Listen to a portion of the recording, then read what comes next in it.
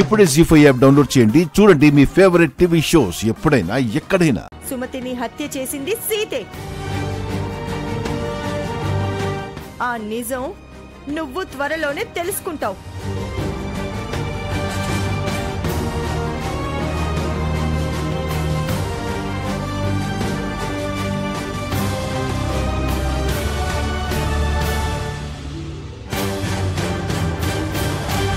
సీతే రాముడి కట్నం, ఆ రాముడు సీతకు కవచం.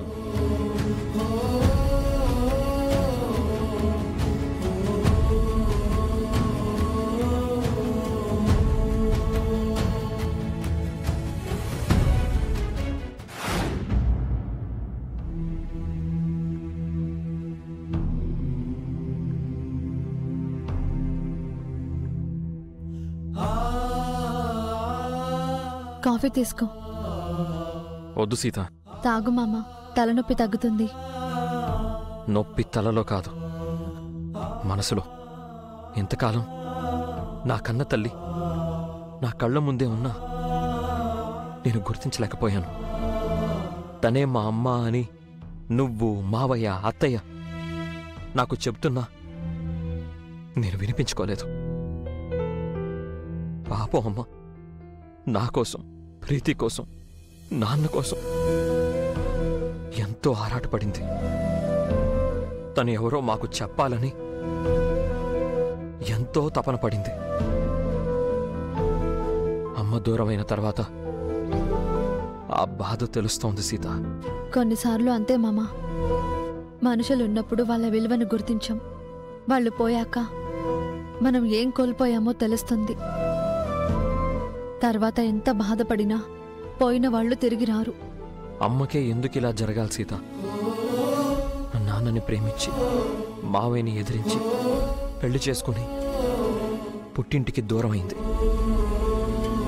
నేను ప్రీతి పుట్టాక మాకింకా దూరమైంది. తిరిగి వచ్చిన అమ్మ నా వల్ల తన రూపం కోల్పోయింది.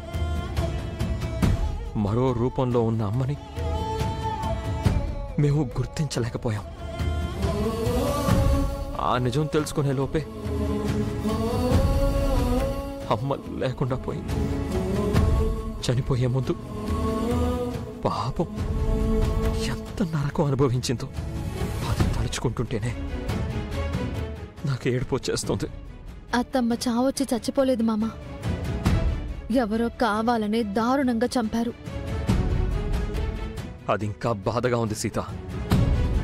అమ్మని ఎందుకు చంపారు? అదే నాకు అర్థం కావట్లేదు మామ. అత్తమ్మ ఎంతో మంచిది. అలాంటి మనిషిని అంత దారుణంగా చంపాల్సిన అవసరం ఎవరికుంటుంది? అసలు అత్తమ్మ మీద పగబట్టిందెవరు?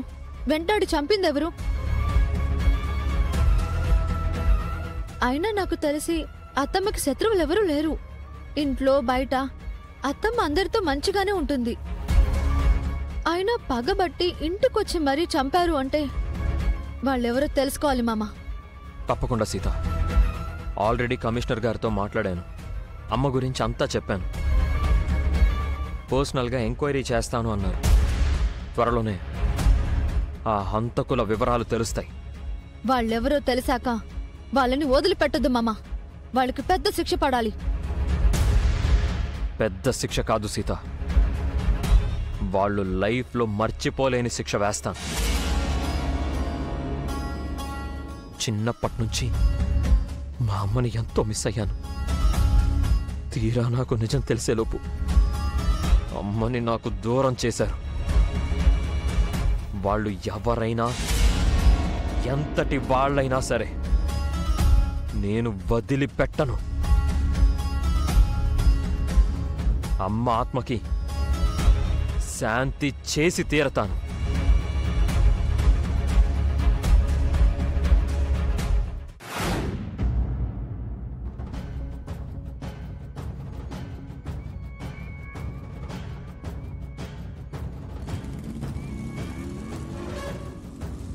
ఏ ఆగు ఆగు.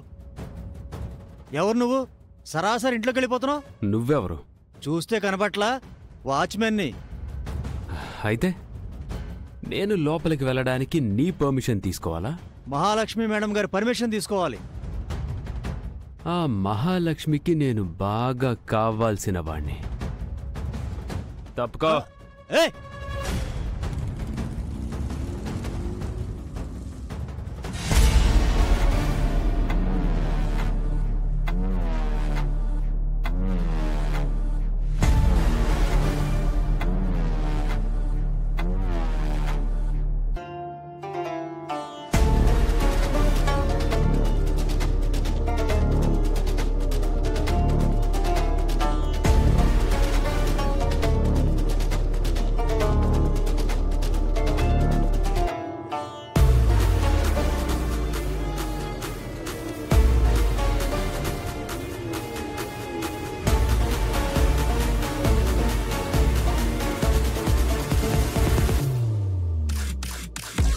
హలో జనార్దన్ గారు.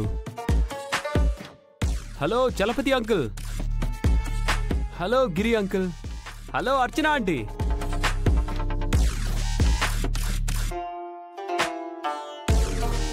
Hello Ram bro. Hi Sita. ఎవరు మీరు? మా అందరినీ తెలిసిన వాళ్ళలా పలకరిస్తున్నారు. నేను ఎవరో చెప్తే మీరందరూ షాక్ అవుతారు.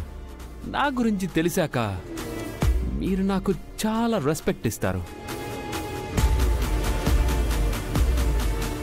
ముందు మీరెవరో చెప్పండి, ఆ తర్వాత మీకు రెస్పెక్ట్ ఇవ్వాలో వద్దో మేము డిసైడ్ చేస్తాం. మీ అందరికీ నేను బంధువు అవుతాను. బంధువా? అమ్మ తరపా నాన్న తరపా? అమ్మ తరపు బంధువు. ఏమ్మా, ఇక్కడ చాలా మంది అమ్మలున్నారు. అవును, ముందు చనిపోయిన సుమతి వదిన, మళ్ళీ చనిపోయిన విద్యాదేవి వదిన, బతికున్న మహా వదిన, నా భార్య అర్చన, అందరూ అమ్మలే. నువ్వు వాగ్గిరి. నీ పేరేంటి? ఎక్కడి నుంచి వస్తున్నావు? ఈ ఇంట్లో నీకు తెలిసిన వాళ్ళెవరు? నా పేరు గౌతమ్. నాకు ఈ ఇంటికి చాలా పెద్ద కనెక్షన్.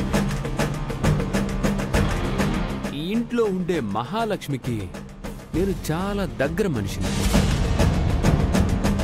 నువ్వు మహామనిషివా? అవును. నా గురించి మహాలక్ష్మిని పిలిచి అడుగుతారా లేక నన్నే చెప్పమంటారా? మహాలక్ష్మినే పేరు పెట్టి పిలుస్తున్నావంటే ఒకటి, నీకు ధైర్యమైనా ఉండాలి. 2, నువ్వు మహాలక్ష్మికి దగ్గర బంధువైనా ఉండాలి. నాకు ధైర్యమూ ఉంది, నాకు మహాలక్ష్మితో దగ్గర బంధుత్వమూ ఉంది. ఏ విధమైన బంధుత్వం? అది చెప్తే షాక్ అవుతారని చెప్పాను కదా. షాక్ అవుతామో సర్ప్రైజ్ అవుతామో, నీకు మా పిన్నికి ఉన్న రిలేషన్ ఏంటో చెప్పు. జీ5 యాప్ డౌన్లోడ్ చేసి అన్ని ఎపిసోడ్స్ పూర్తి ఉచితంగా చూడండి.